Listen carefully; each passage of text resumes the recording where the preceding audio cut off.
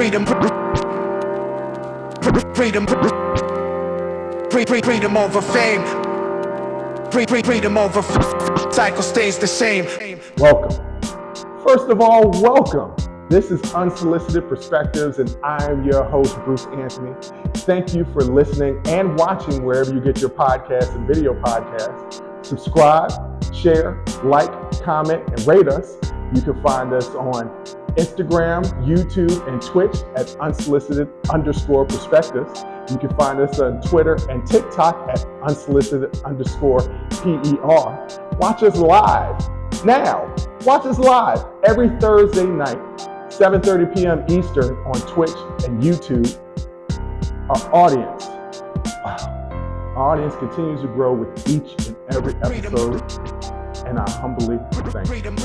On today's episode, we'll be doing part one of an interview where I interview two Jewish Americans to ask some questions and learn more about being Jewish in America. I think today's climate, that is an important conversation. But first things first.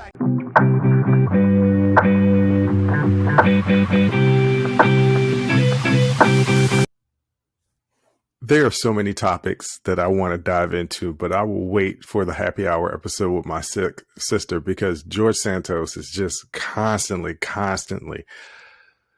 lying. And it's funny that I bring up George Santos because he said that he wasn't Jewish, he was Jewish. And me not being somebody who is Jewish, I immediately thought that that was offensive. That question will be asked in part two of the interview, but today's episode is part one. And I think it's really important to have these conversations, especially considering that there's been a rise, more visible presence of anti-Semitism in this country. And it's coming from all different walks of life. And I really feel like it's because people really don't understand the Jewish people. I have long since asked the question, is being Jewish a race or a religion, ethnicity? I don't know. I don't know if anybody can really truthfully answer that question because as my sister always says, people are not a monolith. So what one person believes doesn't mean it applies to the whole group. I feel like it's an important conversation to have as far as anti-Semitism, and we will get to that throughout the course of the interview. But today's initial part where I interview Stephen Precker and Niall Sharon will be about just growing up in America, being Jewish. Where do they get their Jewish identity from? What was it like growing up in a Jewish family? And in part two, we'll really be asking the questions. How are you dealing with the more visible presence of anti-Semitism in this country? And I will try to tie it all in together because I feel like anybody in this country that's from a group that's been marginalized should be able to identify with the fact that Jewish people have been persecuted for centuries. But let's just focus on from the Holocaust, World War II, to now. And so we'll get more into that in a little bit in this interview, the part one, and then in part two, a little bit more in depth as far as the rise of anti-Semitism. But I feel like this interview is important because we need to understand each other more. So many people are talking about cancel culture and being woke. First of all, I'm tired of woke being misappropriated. Being woke is being awakened. I would think anybody would want to be awakened, to have more knowledge. I, as a Black man, will never let anybody tell me what's offensive to me. You can't tell me what's offensive to me. I can't tell you what's offensive to you. All that we can do is listen to one another and try and be respectful of one another. One of my favorite authors, radio personalities, podcasters, Dan Le Batard, often asks a question. And that question is, I'm not telling you how to think. I'm asking you would you like to. And I think that's really important in today's day and age where our differences are being exploited for various gains, for various different groups of people. And our differences don't necessarily have to be whataboutism. And what I mean by that is everybody wants to out trauma the next person. And let's all admit that all the trauma is trauma, right? All of it is trauma. What happened to you may be small to some, but it's a big deal to you. That doesn't mean that it's minimized or I should minimize it because I went through it and I didn't think it was that big of a deal. Doesn't matter. If it's a big deal to you, then it's a big deal. And I'm going to respect the fact that it's a big deal to you. I am somewhat ignorant when it comes to Jewish issues. So that's the reason why I'm having a conversation with these two gentlemen.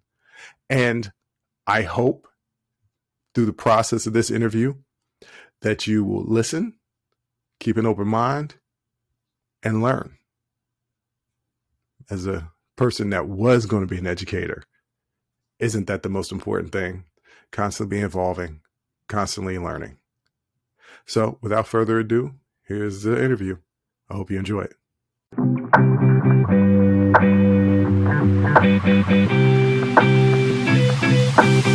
So I'm here today with two Jewish Americans, Stephen Precker and Ayel Sharon, and we're going to be discussing being Jewish in America. And Ayel is actually an Israeli American, born in Israel, but has lived here at least half of his life, going back and forth between America and Israel. So they could give us really good perspectives about being Jewish here in America as well as in Israel. But first off, I want to say welcome to the show, guys. Thanks for having us, Bruce. No problem. No problem at all. Stephen, the first question is going to go to you. How do you connect with your Jewish identity and heritage? So for me, I was thinking of this when I saw some of the questions that you sent. For me, I think that it's more of a tradition rather than a religious connection for me. Mm-hmm. I grew up in a multi-faith family. So my mother's side is Catholic, and then my father's side is Jewish. So on my mother's side, while we celebrated, the traditional holidays, Christmas, Easter, all of that, it was never done so in a religious way. But on my father's side, when we celebrated the Jewish holidays, we did a lot more of the religious undertones, saying the prayers over dinner, over wine, over the candles. My grandfather, would have his prayer book singing the prayers, but it was all wrapped up in very traditional undertones, very family connected atmosphere. So I think that my relation with it is definitely tinged with religious influence, but for me, it's much more of that family connection and just kind of the tradition of doing what I learned to do growing up. Mm-hmm. And Ayel, for you, the same question. How do you connect with your Jewish identity and heritage? Well, I guess first a technical issue. I didn't hear anything that Steve said. Maybe it's because I have the echo cancellation thing on, but so just for me, how do I connect to it? Yes. Well, I have relatives in Israel, and I talk to them all the time. Go to synagogue, not every Saturday, but every other Saturday. Follow the news, what's going on in Israel, what's going on here in the States with the Jewish community. Go to some Jewish, activities, like there was a menorah lighting ceremony at Pentagon City a while ago, and Hanukkah party for the community, which I went to. So that's about, what I do. And how is that different than, so you've been in your adult life, you've been both here in America and in Israel. So how is it different as far as what you'll participate in between the two countries? I definitely go to more religious types activities here than I did when I lived there. Um, because here, that's the only way to keep any connection to the Jewish community is to go to those sorts of events. There, you know, everyone I interacted with is Jewish, so there's not as much of that necessity. You know, it's by default in everyday life. Mhm. Stephen, can we get you to put your mic a little bit closer to your mouth when you talk? Yeah, sure. Yeah, yeah. So, IL, what does being Jewish mean to you? How does it shape your beliefs and your values? Well, first of all, it's family. Hmm. I guess mainly it's family because you know, grandparents, parents. I have one uncle, aunt, cousins, nieces, nephews. You know, that's the and then I have extended family with relatives. I mean, that's an story in and of itself, but you know, most of the family was murdered in the Holocaust. So I have distant cousins, um, you know, descendants of people who survived, the few people who survived the war, and I keep in close contact with them as well. Hmm. I try to visit them and meet up with them whenever I can. So that's first and foremost. That's what it is. And then beyond that, yeah, there's the religious aspect, there's the cultural aspect. The And most for important Steve, thing is the family. I'm sorry, I didn't get that last part. What did you say? I said the most important thing for me is the family. Hmm. When you speak, can you lean into the mic a little bit more so we can get a little bit better audio? Stephen, for you, what does being Jewish mean to you, and how does that shape your beliefs and your values? So I look at it as from the community aspect, certainly similar to IL, you know, certainly from the family aspect, but Hmm. I think from a Jewish community aspect as well, knowing that here in the United States, as a whole, the Jewish community is very, very small. You have pockets where I think that there's a lot of Jewish influence, but as a whole across the United States, as I understand it, it's a pretty small population. So, you know, I take pride in celebrating, you know, the Jewish holidays and you know, celebrating with my Jewish friends and certainly my family, and again, kind of bringing that tradition where I think it can't, frankly, it's not often celebrated. You know, an example is I grew up on Long Island, which has a pretty significant Jewish population. And I guess going into or coming from a you know, one side of my family being Jewish and celebrating the Jewish holidays on a regular occasion, I never thought anything of it. I just Hmm. figured, okay, well, this is what we do. Obviously, some people don't celebrate this. We do, no big deal. And being from Long Island, I had Jewish friends that I went to school with. But only when I left did I realize how small the Jewish world was in talking to other people that really had no idea what I was talking about. Yeah. You know, I'll talk to people at work and they said, "Oh, what are you doing for Christmas?" And I said, "Well, you know, we are celebrating Christmas because, you know, my mom's family and then my wife, Lauren, is Catholic, so we celebrate both." But I said, "Well, we're celebrating Hanukkah as well." And they're like, "Oh, Hanukkah," like a totally new thing. Like, what do you do? What does that mean? So, you know, I like to talk about what we do, and I'm certainly not the educator of all things Judaism, but certainly my hope is that by talking about it, it educates people a little bit more, that there are, other things out there.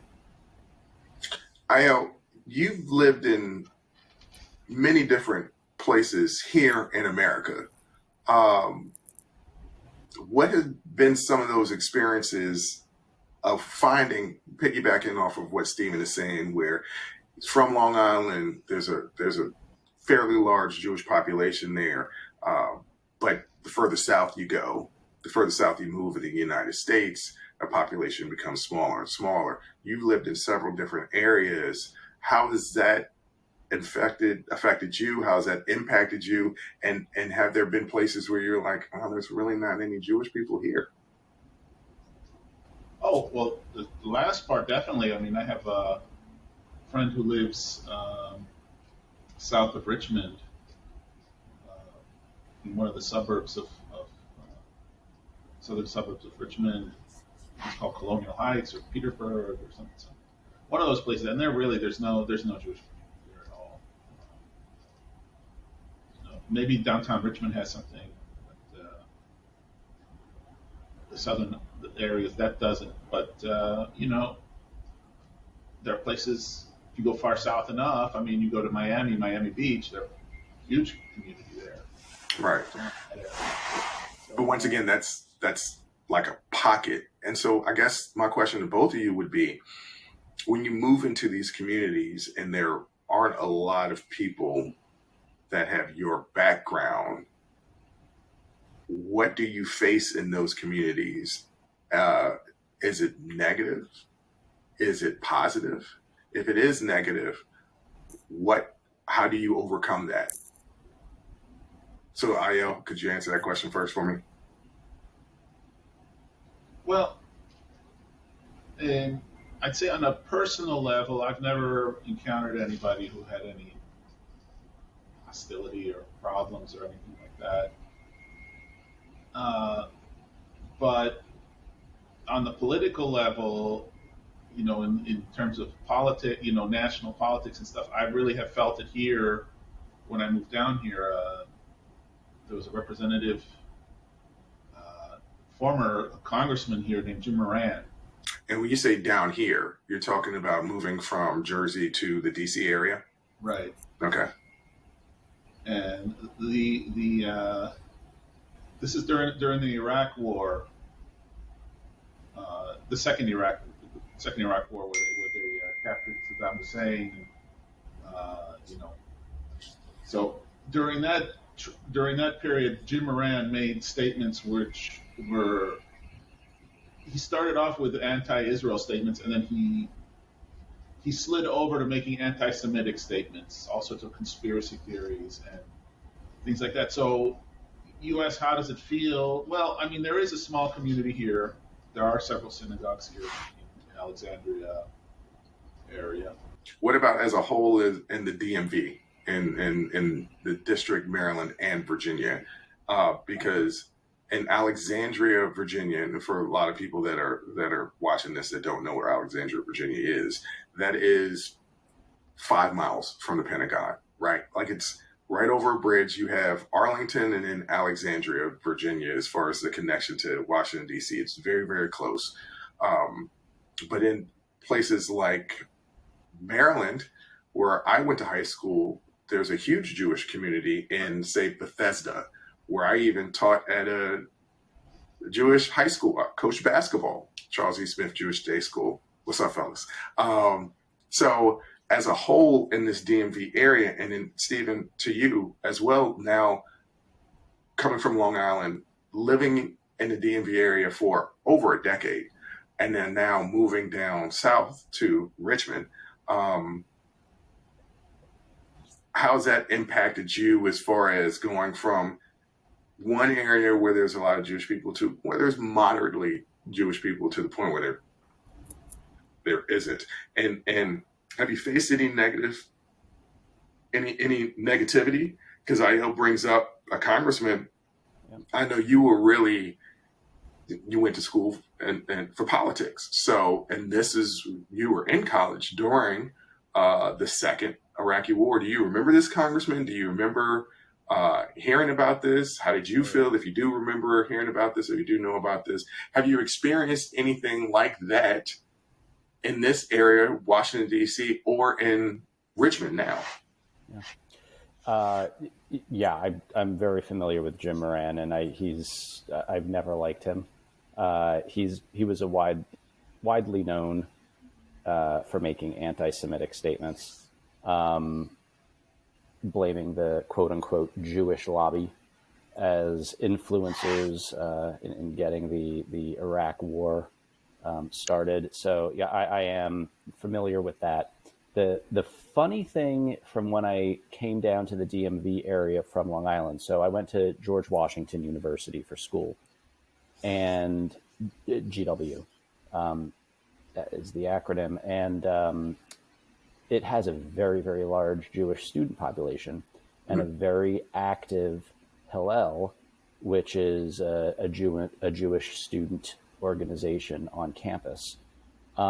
So I would say I experienced even more Jewish influence in college from the social level than I did back home on Long Island. I'd say most of my Jewish friends now are from college. I even would have friends. We'd go to synagogue in school for the Jewish holidays. So that was definitely more of an influence for me in DC. I think that the DMV area, so for all the listeners, my wife and I recently moved from Alexandria down to Richmond last year. Being in the DMV area, I didn't get any kind of sense that there wasn't a Jewish population, or that there was widespread negative feelings toward Jewish people or anything like that, because it's a very progressive area, very diverse area. And I think that you do have a lot of folks coming from a lot of different areas celebrating multi-faiths. So I never had any issues in the DMV area. Coming down to Richmond, there are a few synagogues in Richmond. That said, we've been down here for a year, and I have not seen anything with regard to any kind of Jewish influence or Judaism. I mean, we just finished the holiday season. Hanukkah was at the beginning of December, and driving around, I didn't see any menorahs or any kind of Jewish paraphernalia around here. And I don't know, there are synagogues, so there must be a population, but I haven't really seen it. The last part of your question, have I ever really experienced any negativity or negative sentiments? Personally, in this area, in the DMV, in Richmond, no. I think that there is a widespread anti-Semitic feeling in government by certain politicians, both on the left and the right. I think that we've certainly seen an uprise of that over the past few years, although it's never gone away. Old tropes die hard, and it's unfortunate. And I think that that's why shows like this, or conversations like this, and activities and programs to combat anti-Semitism and make people aware are important. And it kind of goes hand in hand with what I was saying before, that I think people aren't aware. More often than not, I found that people kind of just go through life with blinders on. They're focused on themselves. There's Jewish people. Bruce, as a black man, there's black people, but they don't really have an understanding of what does that mean.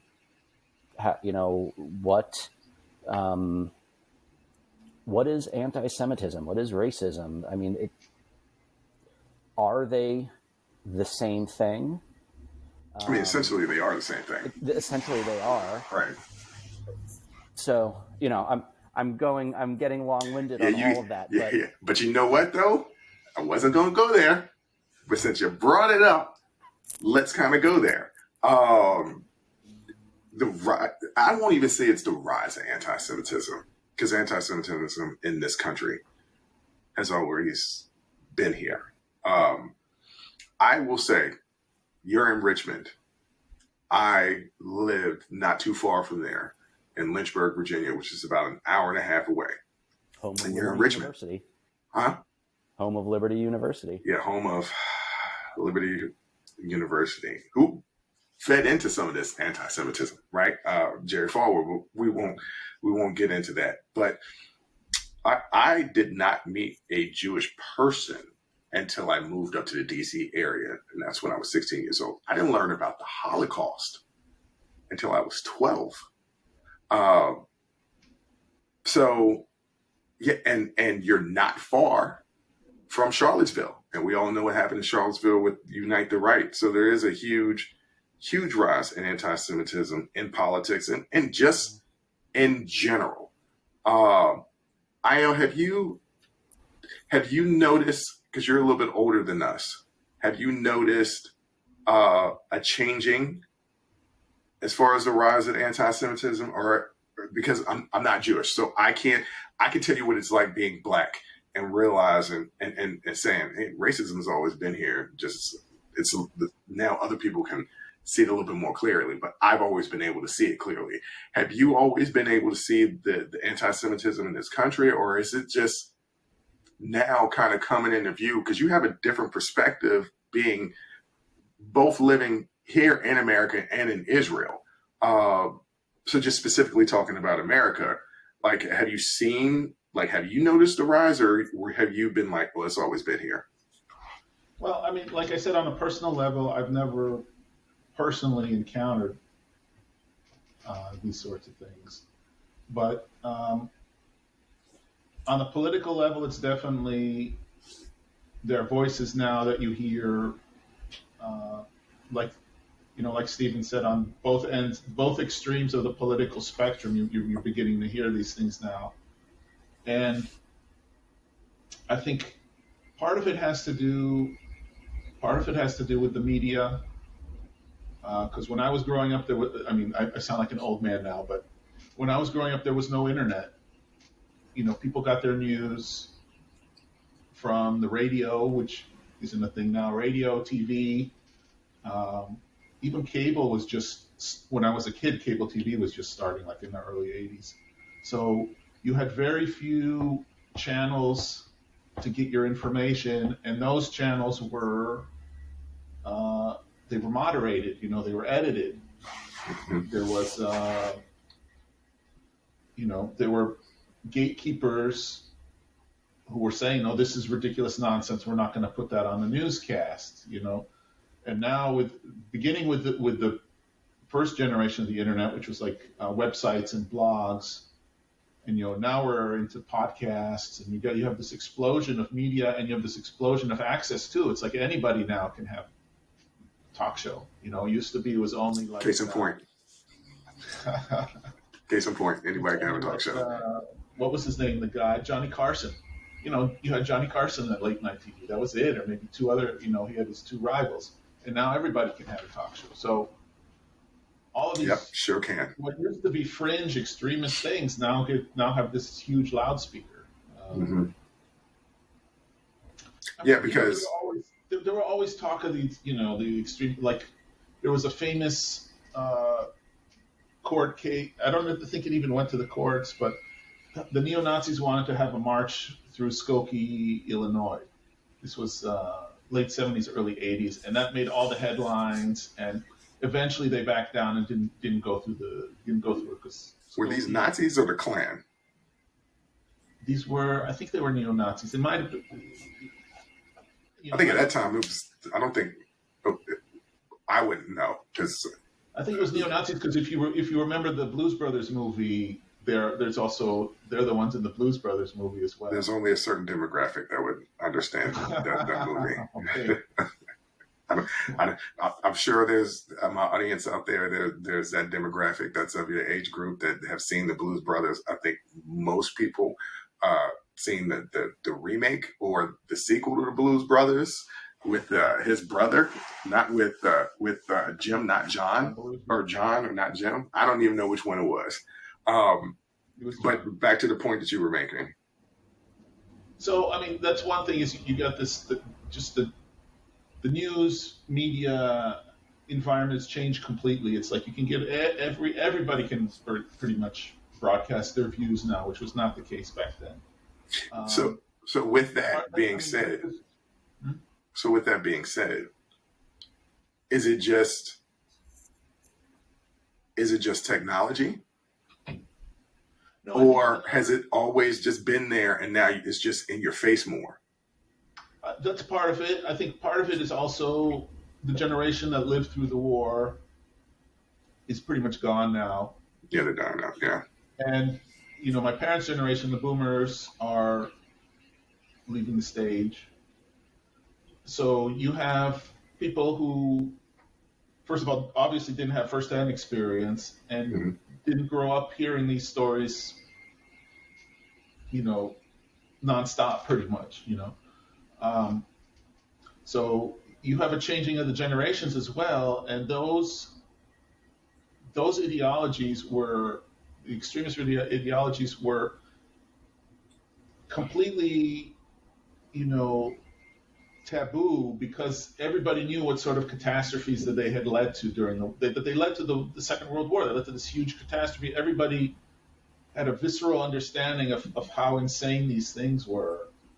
And so it wasn't even a topic for discussion. It's just so crazy and stupid. We're not going to waste our time on this. And now you have this generation which doesn't understand where. I mean, a lot of them do. I mean, a lot of people have common sense, but. Well, I don't want to cut you off, but I want to get Stephen's thoughts on this because I want to ask Stephen a question. Stephen, how far, as far as generations are concerned, obviously IL is older than you, but how many generations is your family removed from the Holocaust? Yeah. One. And two, were stories, were there any family members that were in the Holocaust? Yeah. Were there stories that were passed down, and at any point did it stop? Right? So how many generations is it? And the stories that were passed down, did each generation kind of tail off with telling the stories? Yeah. So like IL, most of my Jewish side of the family died in the Holocaust. So my Jewish side, on my father's side, comes from Austria. And my grandfather's parents, so my great-grandparents, immigrated to the United States from Austria either just before or just during World War II. And my great-grandfather actually went back to get some additional family members to bring them over here to save them. Mm-hmm. But that's it. The rest of the family. So we have no more family ties to that area, and we have no records of anything. So all of the stories that I've heard growing up were about, my great-grandfather, how they came here. They, lived in Brooklyn. That's where my grandfather was born. But my grandfather was first generation American. So, it's one of those things that I think IL has a point that in the years after World War II and the horrors of the Holocaust, that no one could believe what happened if they believed that it happened, because there are still people that don't believe that it happened, that say it was all made up. But I think that there was more of a tendency to fight those groups, those organizations that wanted to promote anti-Semitism, things like that. As you move farther away, as generations die off, as stories aren't told anymore, I think that people's memories are short, if they have any at all, and there's not that inclination to fight anymore. And to your point, with the advent of newer and newer technology, I mean, social media, my goodness, you can say anything on social media, as our former president has done. Yeah, this is true. I mean, it just spreads like wildfire. So all you need is one comment. And I think this country is so divided in opinion that people will latch on to anything. And it just spreads very quickly and virulently. And it's frightening, and it's sad. So let's end the segment, IO, with the question I have for you. We obviously, as you guys are describing, and as we know, there are some Holocaust deniers that live here, and I'm fearful of the generations that are younger than us, if they're truly learning the history. In Israel, what is it like when discussing the Holocaust? Because I would imagine there are a lot more families of survivors there than there are here in America. Well, I personally did not go through the Israeli education system. My youngest brother did. So what they do there is, in junior high school, they give them a class project. They have to do a research on their family roots. And so for the ones who come from Europe, obviously the Holocaust is going to show up in their research project. I mean, the ones whose families come from the Arab world, probably not. But there were Holocaust-related events in the Arab world as well. There were. I mean, we use the word pogrom, but there were violent massacres of Jews in Iraq in the late 30s, which was inspired by Nazi propaganda. Mm-hmm. And I think there was something similar in either in Libya or Tunisia, one of those countries. So, I mean, it shows up even in places you don't think of that got affected, but it did. And so that's that's going to be their first exposure, I think. Mm-hmm. If these things aren't talked about at home. And then pre-pandemic, which the pandemic threw a monkey wrench into a lot of things, but usually senior year in high school they go on a trip to Poland. Oh wow! They go to Auschwitz, and they go to some cities in Poland as well. They do a tour, and they see. They go to some of the museums, and they do a tour of the whole thing, and it's part of the history class that they learn. That's really in your face, so you never forget. And the most important thing that everybody watching this show and people here in this country need to understand is the Holocaust was real. It happened because of hate. You know how the denial started? It was the Nazi generals who fled to Argentina. The ones who were captured by the British, believe it or not. Okay, so the British captured these generals at the end of the war. They put them in this fancy country estate. So they made them think that they were on vacation with luxury POW conditions, but they were spying on them the whole time. They had microphones installed in the walls, and they had the translators listening in on all of their conversations. So they were talking amongst themselves. How do we avoid getting hanged after this? Over. And they're like, what we can argue is that we were just following orders. And so that's how the whole thing started. And then some of them said, I have a better idea. Instead of saying that we were just following orders, let's say this thing never happened at all. Argue that instead. So, I mean, that's basically what those arguments are: is making excuses for these long dead murderers. And the people who are repeating these things, they really don't understand that that's basically what they're doing.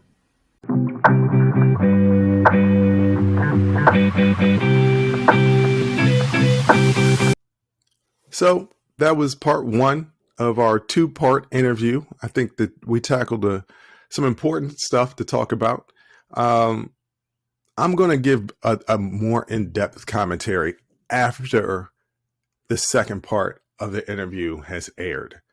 But once again, I'm going to reiterate what I said in the first segment, that it's so very, very important for us to learn one another as people, to listen to past experiences, to understand what negative tropes could be for each grouping of people, whatever tribe that you're a part of. And when I say tribe, I mean whatever group that you associate with, whether that's a race group or gender group, sexual group, religious group, whatever group that you identify with is part of your tribe. And we can have multiple tribes, right?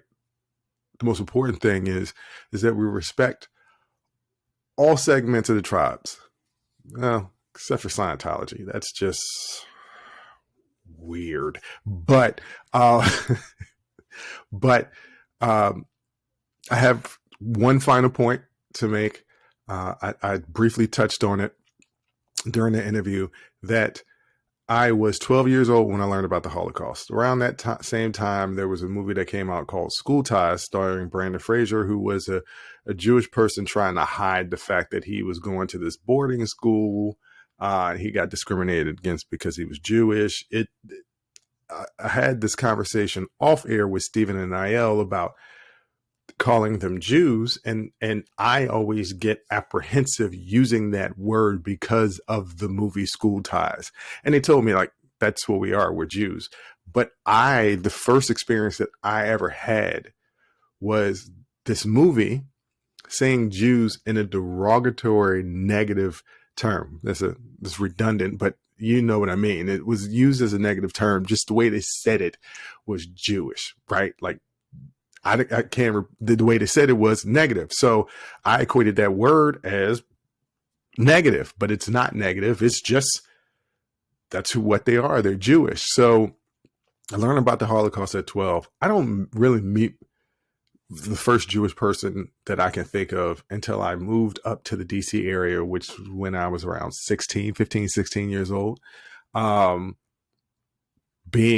Having learned about the Holocaust and being fascinated with history, and seeing parallels between the Holocaust and slavery. Once again, I'm not going to get into whataboutisms about trauma. We can all admit both of them were bad, right? But I as a Black person, I could identify, I didn't know about this when I learned about the Holocaust. Like, okay, I don't know what that's like to have gone through that, but I have a history of something that's similar. So whether or not I was cognizant of the fact that that's what I was doing at 12, I was connecting with that experience, and it struck a chord in me. And so when I finally got around Jewish people, I wanted to learn more about the culture, because I am a Christian. First of all, like, Christianity is born from Judaism, their Old Testament, right? So yeah, it was about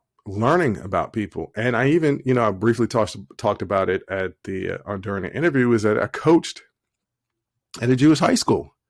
I was 22, 23. I think I was a 22-year-old kid. I was finishing up college. Wasn't part of my student teaching program. I had been assistant coaching with somebody else, and one person of that coaching staff said, "Hey, there's a job opening to be a coach at this school. How would you like it? And I like, I would love it, get an opportunity to coach, because at that time, that's what I thought I wanted to do. And in a way, I still kind of do that. But my first experience, and I remember going to one of the practices, and I'm in school at the time. I also have another part-time job working at a video store back in the day when we had video stores. It tells you a little bit about how old I am. But I was in a rush. So I just made a sandwich to eat something before practice. And I'm sitting there eating and putting them through drills. And one of the players said, "What is that sandwich?" And I said, "It was something like ham and cheese or bologna and cheese." And they were like, "That's not very kosher." And I didn't understand what kosher was. So they broke it down to me, and I said, "Oh, I had no idea." Like, "It's no big deal." And I was like, "No, it is a big deal. If it's offensive to you," and they were like, "It's not offensive." And I was like, "Well, some people in the school will find it offensive. So if it's offensive, I won't do it anymore. Like, I don't have to have non-kosher food in the school, or I can eat outside not in the parking lot down the street or something like that, just to be more respectful." But I don't understand why people can't make those concessions when what they're doing is making other people uncomfortable. Like, it wasn't that big of a deal to me to either eat before or eat where I'm not eating in their face, despite the fact that some of them didn't have a problem with it. There were probably some that did have a problem with it that didn't speak up because I'm their coach. And I just didn't know. I was ignorant to it. But once I was informed, I had a choice to make. I could either respect what they were telling me and not be ignorant anymore, or I could be dumb as hell and disrespect them because I feel like that I could do whatever I want to do. That's not the life I live. I want to respect everybody. And I'm hoping that through the first interview and in part 2, when it's released, that people can learn about Jewish culture and try to not be as offensive anymore. There's always going to be things that are going to be more offensive. And as we get into part 2, I talked to Ayel and Stephen about all the anti-Semitic tropes that I legitimately had no idea about. Like, no idea. And it was a learning experience. It was a learning experience to not do this or not to say this because it's offensive to Jewish people. And then once again, there is nothing that I have to do or have to say, right? Like, I had the choice to not be offensive, and I'm always going to choose to not be offensive. But on that note, here's my lesson today. Don't be a jackass. Don't be offensive. And that will be the end of today's episode. I hope you learned something. I hope that you grew as a person, evolved as a person. And until next time, I'm a holla. Thank you for listening to Unsolicited Perspectives with Bruce Anthony. Please subscribe, like, comment, share, and donate. Donations help us keep giving you this free content each and every week. Until next time, I'll be 5,000. Peace. Freedom over fame. Freedom over fame. The cycle stays the same. Freedom over fame. Freedom over fame.